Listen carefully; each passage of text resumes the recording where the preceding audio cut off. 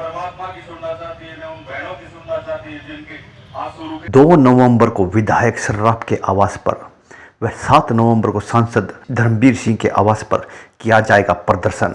मनोज हत्याकांड मामले में आज नेहरू पार्क में विभिन्न जन संगठनों द्वारा लिया गया यह फैसला। कर रहा हूँ और कोई झूठी चेतावनी नहीं दे रहा हूँ। जंतर मंतर पर आ रहा है, अचानक आप देखोगे समूह के तौर पर भाई के लिए मेरी अंतरात्मा मुझे कह रही है कि मुझे 1 सप्ताह का अनशन जंतर मंतर पे करना चाहिए। वो मैं करने के लिए किसी भी समय तैयार हूँ और उसको कंटिन्यू मेरे साथ के साथी करेंगे। हजारों साथी हरियाणा से जाके जंतर मंतर पर आवाज उठाएंगे, भले ही कोई सुने भले ही कोई ना सुने। लेकिन इतना बड़ा जुल्म और इतनी बड़ी ज्यादती, क्या ये किसी एरोप्लेन के मालिक का लड़का होता तभी इंक्वायरी होती? क्या ये इनकम टैक्स पेई का बच्चा होता तभी इंक्वायरी होती?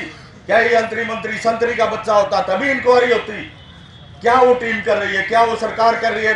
क्या वो नुमाइंदे कर रहे हैं? क्या कर रहे हैं वो लोग? ये 5 बहनें कैसे अपना जीवन व्यतीत करेंगे आगे?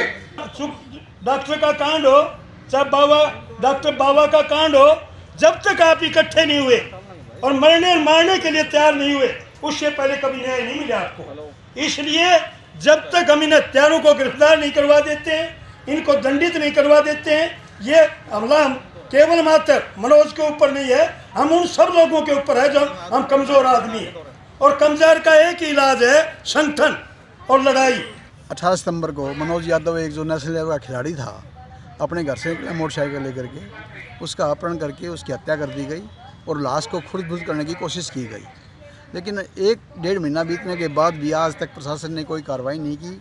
ना हत्यारों का पता चला, ना उनकी गिरफ्तारियां हुई और भिवानी के लोगों में एक असुरक्षा की भावना पैदा हो गई कि ये घटना किसी के साथ भी हो सकती है। आज मनोज के साथ हुई, कल मेरे साथ होगी, कल परसों किसी और के साथ हो सकती है। इस असुरक्षा की भावना को मिटाने के लिए और मनोज यादव को न्याय दिलाने के लिए, क्योंकि वो उसके माँ बाप नहीं थे, 5 बहनें हैं, सबसे छोटा वो था, 5 बहनें को इकलौते भाई को न्याय दिलाने के लिए आज हमने ये आंदोलन, आज हम डीसी के ज्ञापन देंगे और डीसी को चेतावनी भी देंगे कि अगर कार्रवाई नहीं हुई, अगर हत्यारे गिरफ्तार नहीं हुए तो हम 30 तारीख को घनश्याम के कोठी के ऊपर प्रदर्शन करेंगे और उसका घेराव करेंगे। किया गया है, होने को आ गया 1 महीना 5 दिन हो चुके हैं, लेकिन अभी तक उन्होंने कुछ भी नहीं किया। उनको सब कुछ पता है, पैसे खा रखे हैं। आजकल पैसों के लिए पता नहीं दुनिया 20,000 रुपए के लिए पता नहीं कितना गिर जाते हैं कि मरे हुए पे भी पैसे खाते। शर्म आनी चाहिए ऐसे प्रशासन को, डूब मरना चाहिए चुल्लू भर पानी में। ऐसे प्रशासन को डूब मरना चाहिए चुल्लू भर पानी में। ऐसे प्रशासन को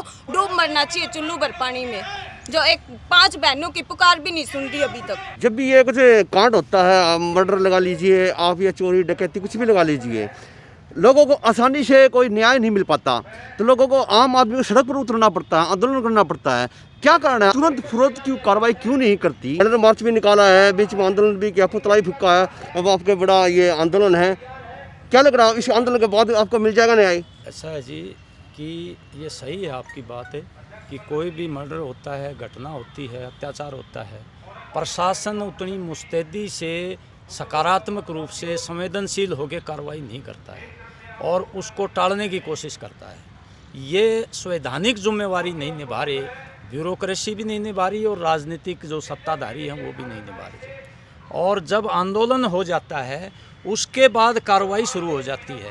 अब ये आंदोलन हुआ तो 1 महीने के बाद हमारे ज़िले के बड़े प्रशासनिक अधिकारी, हमारा विधायक, वो पीड़ित परिवार के 1 महीने के बाद घर पर गए हैं। अब उन्होंने देखा कि आंदोलन हो रहा है, लोग आवाज़ उठा रहे हैं, तो उसको ध्यान में रखते हुए ही वो गए हैं। उससे पहले पीड़ित परिवार से कोई पूछने नहीं गया। पीड़ित परिवार ने 2-3 बार एसपी साहब से, पुलिस प्रशासन से, हम लोगों ने भी गुहार लगाई, लेकिन कोई फ़र्क पड़ने वाला नहीं है। और जब लोग खड़े हो जाएं फिर दबाव बनता है प्रशासन पर, फिर वो अपनी कार्रवाई शुरू करता है। तो अब हमें आशा है कि लोगों के दबाव से, जन आंदोलन से प्रशासन अपनी कार्रवाई में लगा है और हम ये चाहते हैं कि जितना जल्दी हो सके कोई टीम और जो जागरूक लोग हैं जिनको जानकारी है अपराध ट्रेस करने की, ऐसे पुलिस अधिकारियों को लगा के जल्दी से जल्दी उसको ट्रेस किया जाए, ये हमारी मांग है। और अगर इनके काबू में नहीं आता है तो इस इंक्वायरी को सीबीआई को सौंप दें।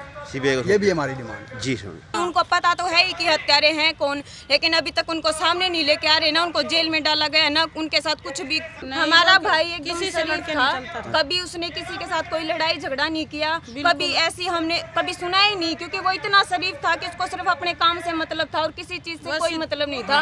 और वो कोई ये नहीं था, वो एक शूटर था, नेशनल लेवल पे वो खेल चुका था। और अगर ऐसे उभरते हुए लोगों को अगर मारेंगे तो फिर वही बात है, क्या आगे बढ़ेंगे बच्चे, क्या कर पाएंगे जब उनको ऐसे बेरहमी से बढ़ने से पहले ही उनको गिरा दिया जा रहा है।